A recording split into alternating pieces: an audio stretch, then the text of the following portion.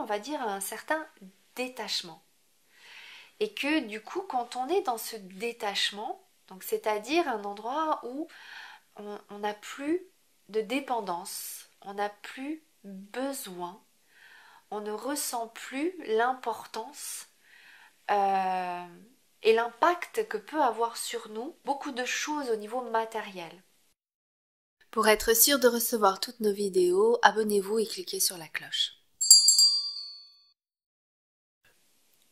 Bonjour à tous. Bonjour.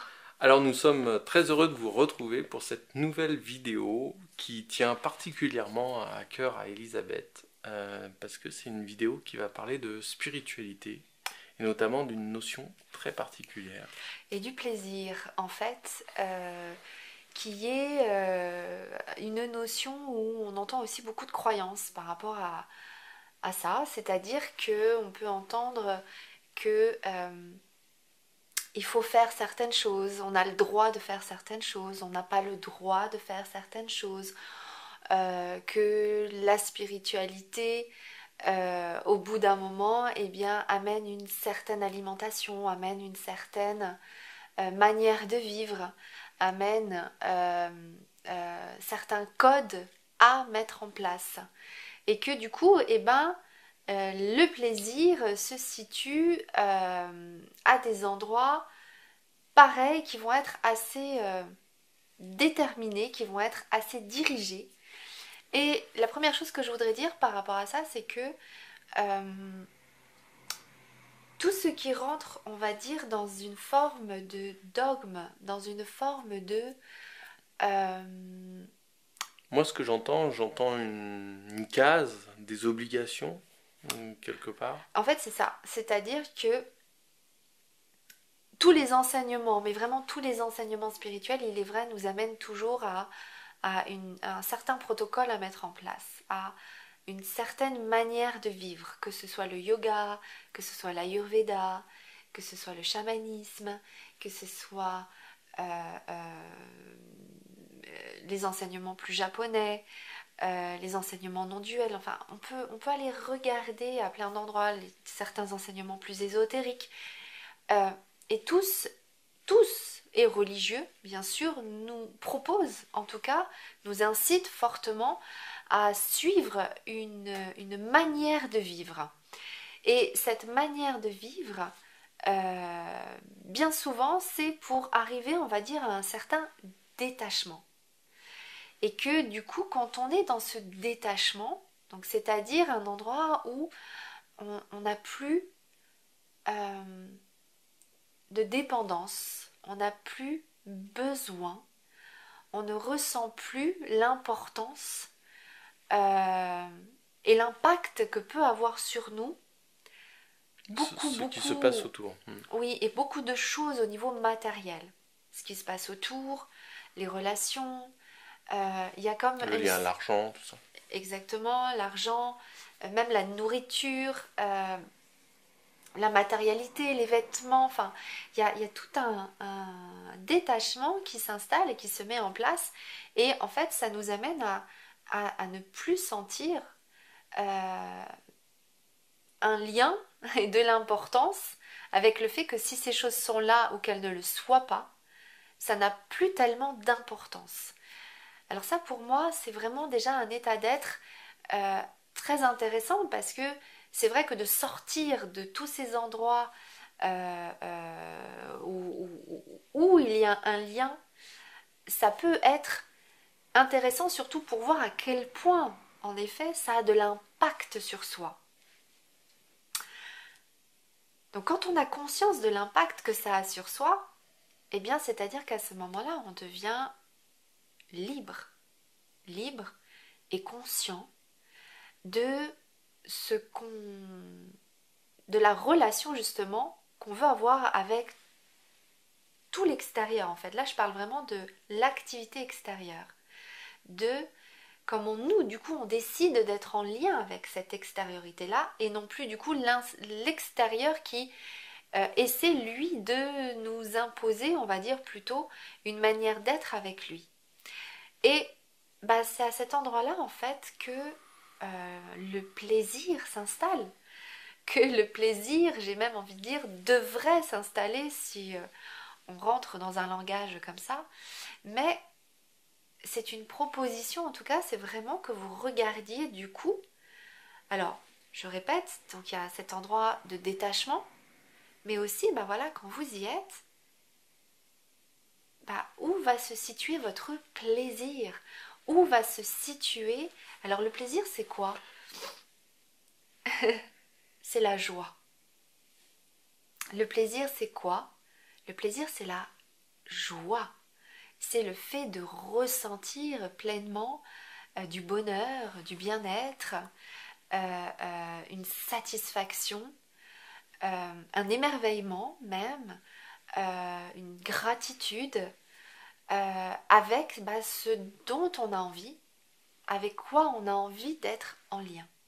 Alors, moi, ça me touche un peu ce que tu dis, cette notion de plaisir par rapport à la spiritualité, justement parce que dans l'idée que j'en ai ou dans ce que je peux observer, effectivement, la spiritualité est souvent liée à des obligations, voire même à, quelque part, se faire un peu violence, se faire du mal pour pouvoir être spirituel. Et moi, j'aime beaucoup cette notion où la spiritualité doit au contraire partir de quelque chose vraiment pur en soi, d'amour et non d'attente, justement, parce que bah, justement, si l'on tombe dans je dois faire ça, dans de l'obligation, dans du dans de l'attente, bah forcément on va à l'inverse de quelque part cet objectif de pouvoir devenir détaché de tout. Alors, c'est pas un procès qu'on fait à la spiritualité en général. C'est juste de dire que le discours spirituel est très difficile à faire passer sans rentrer dans des notions de devoir. Et du coup, ça doit peut-être plutôt se situer au niveau de l'écoute, c'est-à-dire au niveau de soi-même, on doit arriver à entendre que ces notions-là, que nous-mêmes d'ailleurs souvent on essaye d'apporter, ne sont pas des choses, des obligations qu'on essaie d'apporter, mais plutôt des suggestions où chacun va pouvoir puiser ce qui est bon pour lui. Moi, c'est plutôt comme ça que j'entends ton discours et ce que tu apportes aujourd'hui. Et moi, là où ça me résonne, ce que tu dis, c'est que, tu vois, je n'ai pas pu m'empêcher de repenser justement eh bien, à la relation qu'on a pu avoir justement avec la chair. Voilà, les images de se fouetter, par exemple, de fouetter son ça, corps, ouais. comment bah, justement les pulsions et les notions de plaisir, historiquement, à plein d'endroits, étaient vraiment considérées comme quelque chose qu'il fallait plutôt c'était des fautes, tu vois, c'était des péchés. Donc, on a quand même une relation à cet extérieur qui commence par notre corps, qui déjà là est à regarder. Il faut aussi regarder notre histoire, et notre histoire, la relation qu'on a avec certaines choses, elle commence depuis longtemps. Et c'est comme, par exemple, avec la matière. On a une relation à la matière, et ben un petit peu comme je viens de le dire avec la chair, CHAIR, hein, la chair de nos corps, c'est-à-dire une relation un peu duel, comme ça, un peu on se flagelle, c'est dur, c'est compliqué, c'est lourd, c'est dense. Voilà, là pareil, j'ai les esclaves qui me viennent en tête, enfin j'ai toutes ces images-là où en effet on a une relation à la matière, à la terre, au passage à l'action, à la sexualité, au corps, enfin, tu vois, à tout cet extérieur-là voilà, qui est historiquement très difficile. Pareil, c'est comme avec la relation à l'argent globalement, on a une relation à l'argent historiquement très dure. L'argent c'est sale, l'argent c'est compliqué, être riche c'est mal vu. Très dur et dans l'attente et dans la dépendance.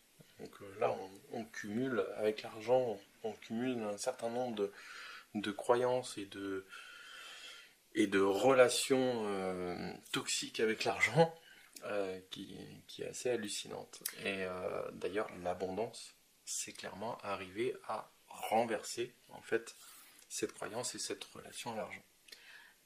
Exactement, et puis pour se rendre compte que finalement l'argent, ça n'est qu'une facette de l'abondance. Enfin, sur l'abondance, il y aurait aussi beaucoup à dire. Mais On fera une vidéo d'ailleurs ouais, sur en général. l'abondance, ouais, absolument. Moi aussi, j'ai eu l'envie là. Mais tout ça pour dire que, donc on retrace, on va en revenir au plaisir, mais là, on retrace un petit peu historiquement comment on est en relation avec tout ce qu'on peut considérer nous apporter du plaisir. Là, je parle bien évidemment de beaucoup de choses extérieures, mais il y a aussi le plaisir de notre monde intérieur, d'être en lien avec soi-même, d'être en lien profondément aussi avec un au-delà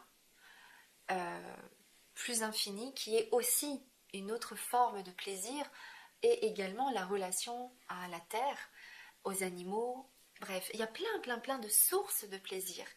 Mais nous sommes bien souvent en relation avec tout ça d'une façon historique. C'est-à-dire qu'on répète de génération en génération. Par rapport au générationnel, déjà ce qui est intéressant, c'est de constater qu'il y a eu plein de générations où les enfants répétaient quasi à l'identique la même manière de faire, la même manière de penser, la même manière de ressentir, les mêmes mots, les mêmes phrases que les parents, que les générations d'avant elles. Ça fait vraiment que quelques générations, à peu près à partir des années 60-70, qu'on a commencé à avoir des générations qui ont commencé à ne plus vouloir répéter les mêmes schémas que leurs prédécesseurs. Donc ça a commencé à amener une relation très distincte et très différente au monde intérieur et au monde extérieur. Et on en est là aujourd'hui parce qu'on est un petit peu à un moment particulier où on est justement aussi en train de se détacher de toute la manière qu'on est en train qu'on était en relation avec toutes ces notions-là pour retrouver ou trouver une autre forme d'être en relation avec soi et avec absolument tout. Donc, si j'entends bien, ce rapport à la spiritualité et notamment au plaisir de la spiritualité, c'est aussi pour amener ce qu'on va vivre dans les années futures et à devenir autre chose que ce qu'on a toujours vécu, c'est d'aborder la spiritualité non pas comme une obligation, comme une somme d'obligations, comme une douleur, mais bien comme un plaisir et comme une démarche qui vient bousculer les anciens codes, mais dans la douceur quelque part. En fait, je dirais que c'est davantage de ramener peut-être le curseur de la spiritualité à sa place de spiritualité. Et non plus à une place de répéter pour répéter, de faire pour faire, de ressentir pour ressentir. Pour moi, la spiritualité, c'est une connexion profonde à soi et à plus grand que soi.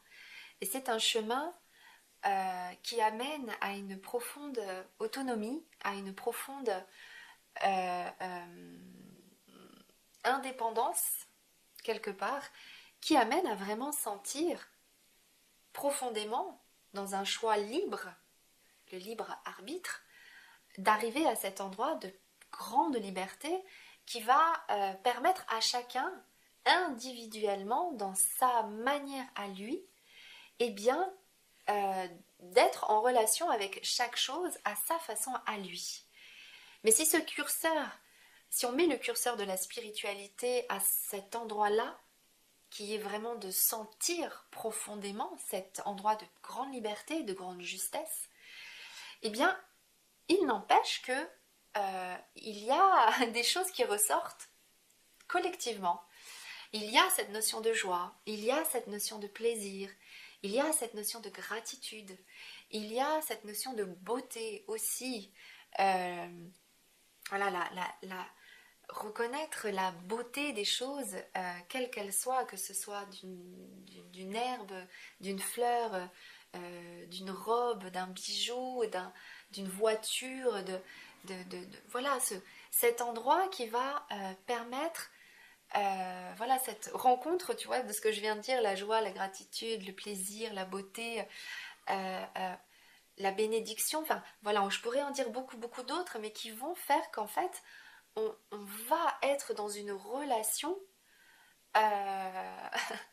d'amour, en fait, avec la matière, en commençant par son corps, en commençant par tout ce qu'on a déjà entre les mains, et qui va nous permettre, du coup, eh bien, de sentir selon chacun sa forme à lui, et d'être aussi dans une relation d'amour avec la matérialité. Chacun a sa propre notion de sa spiritualité et de comment il doit le vivre. C'est ça, exactement, exactement. Et cette notion de plaisir, ça amène justement à sentir ces endroits où on va être en réaction de quelque chose, ou au contraire dans un laisser-être profond, vraiment, avec l'extérieur, avec la matérialité. Alors, arriver à être en paix avec la matérialité, être en paix avec l'argent, être en paix avec le confort, être en paix avec le bien-être, être en paix avec nos corps, être en paix avec toutes les formes déjà créées. Alors, nous avons justement à transiter d'un endroit très réactionnel, avec la matière, avec l'argent, avec nos corps, et de passer à un autre état d'être, plus aimant, plus confiant, d'apprendre à faire avec ces éléments-là. Et c'est justement ce qu'on vous propose à travers, dans le programme Être et vivre sa flamme, qui est de vous amener à, par vous-même, à rencontrer cette transition pour vous permettre, eh bien, justement de réaligner, de vous réaligner au fonctionnement des lois profondes de l'univers, des lois profondes divines, et qui vous permettent d'être dans une relation abondante, j'arrive pas à le dire. En tout cas, en relation clairement avec votre être profond. En fait, c'est pas pour rien que ça s'appelle Être et vivre sa flamme. C'est que c'est vraiment son être profond qui en ressort en relation avec la spiritualité telle que vous la ressentez, telle que vous la vivez et telle qu'elle s'exprime à travers votre être. Exactement. Alors, voilà. Ayez conscience aujourd'hui de ce qui vous donne du plaisir, de comment c'est pour vous d'avoir du plaisir. Est-ce que vous avez encore des endroits où vous aimeriez avoir encore plus de plaisir, où vous auriez peut-être besoin de différentes choses ou différentes personnes pour vous apporter encore plus de plaisir? Voilà, le plaisir, c'est vraiment apprécier, le fait d'apprécier pleinement, totalement l'instant présent, quel qu'il soit, de la façon qu'il soit, de la forme qu'il soit. Alors vous retrouverez toutes les informations sous la vidéo dans la description. N'hésitez pas à vous abonner. Vous pouvez également nous laisser des commentaires, notamment sur cette vidéo, cette notion de plaisir. Vous, comment vous la voyez par rapport à la spiritualité? Est-ce que pour vous, tout simplement, c'est un plaisir de travailler votre spiritualité, ou est-ce que c'est au contraire quelque chose où il faut vous faire violence, vous donner du mal pour arriver? Expliquez-nous un petit peu où vous en êtes. Et puis, il vous reste à vous dire à très bientôt. À bientôt, prenez soin de vous. Au revoir. Au revoir.